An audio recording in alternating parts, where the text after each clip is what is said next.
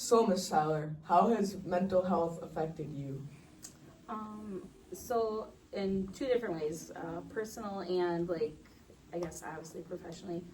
Personal, I think you always have somebody that you know that like has issues with mental health, like whether it just be like, self-esteem or not feeling them like themselves or anything to like as you get older you kind of realize more like there's a wide range of feelings. And then obviously that's kind of brought me to my career is I was kind of that person where people would always tell me like their problems. So I just kind of ended up, I wanted to do something in school, but I didn't want to be a teacher. And so they kind of, people suggested like this might be a good path for me.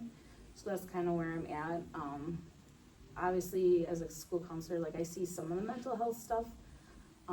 It's kind of sometimes way beyond my training. So sometimes like I usually try to get them help outside of school and then I just do what I can in school. So that's how it's affected me. Ms. Tyler, what makes mental health important for you? I think it's obviously a very big deal because I think it's becoming more and more like people realize like it's an actual thing, like it's not just people making up stuff. And also I think that we're seeing more and more issues with that because of a variety of reasons. So I think that's a huge part of it.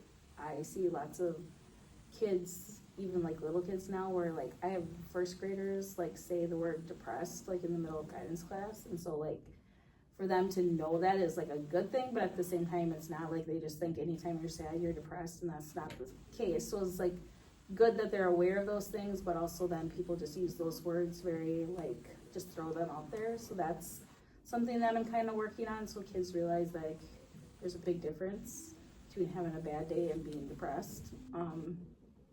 And so I guess it's kind of in my everyday work. So like seeing those things, obviously, like I said, personally too, like you see people and you know people going through different things, and how do you like take that on, or how do you try to help them? And that's kind of a big deal, especially like I said, that's kind of, I take that on whether I like it or not sometimes. So. Very good answer, Ms. Tyler. Oh, thank you. How important do you think self-esteem is? I think it's definitely up there with realizing like kind of like your strengths too, because I think people automatically like if they're not good at something then that kind of affects their self-esteem and they think like they're not good at anything. So realizing that everybody has things that they're good at and bad at, and that realizing sometimes it's everybody also just has bad days. I have lots of kids where I see like they just think like because they had a bad day or a bad week that's kind of it, and realizing that everybody has bad days, and just some people are better at hiding it or covering it up, and having them realize like unfortunately like you're not going to have always like perfect days. And so I think having the people realize that helps people's self-esteem, because usually if you feel good you do good, right? And so I think that's a big thing to get kids to realize, though, just because it's not like the perfect day doesn't mean that you're a failure or things aren't going the way that they should. So, do you have a specific strategy to keep your self-esteem high? What I teach in guidance class and what I do are probably very different, but sometimes they say that what you can't do, you teach. But I think it just depends on the day. Like everybody said, like has bad days, but I try to talk to the kids about like self-talk. So being able to just kind of talk yourself through some of those things, which sounds silly because they always tell you not to talk to yourself like when you're little, but really that's to try and get you to realize like, okay, today sucked. How can I get through this? Like moving on to tomorrow. And I think, just having those skills, finding something that you like to kind of get your mind off of some of those things to move on and realize like, is this really going to be important in 5 minutes, 5 hours, 5 days? And if it's really that important, then it's just something that you got to work on.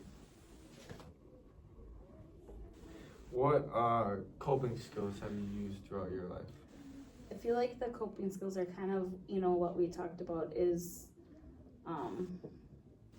you know, like now with the kids in class, I focus on a wide variety because everybody has different things that work for them, right? So I'm kind of that, people always make fun of me, but like the deep breathing really does help because it brings the oxygen to your brain to help you calm that emotional part of your brain down so you can kind of think a little bit more clearly. So, and it does take practice. Like even myself, like I felt like there was times where if I was really anxious about something, like I had to tell myself to do that, otherwise it didn't really work.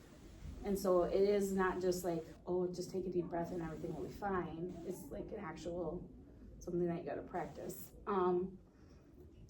With guidance class, we kind of spend a whole class period finding different things. So they have like stations here where we practice different things. Obviously the big kids look different than the little kids, but finding like fidgets, talking about things that you like to do, finding like hobbies that can help distract you, or something as simple as finding your favorite song or talking to somebody that you can trust. A lot of those things that just kind of depends on, I guess, what you need at that time. Yeah.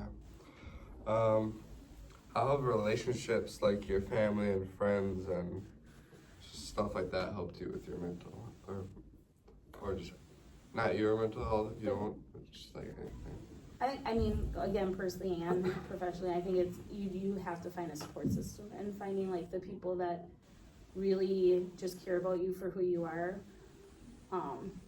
and knowing that once again nobody's perfect, and like one day you might be best friends and the next day maybe they're a little annoyed or they're annoying you, and just kind of working through that.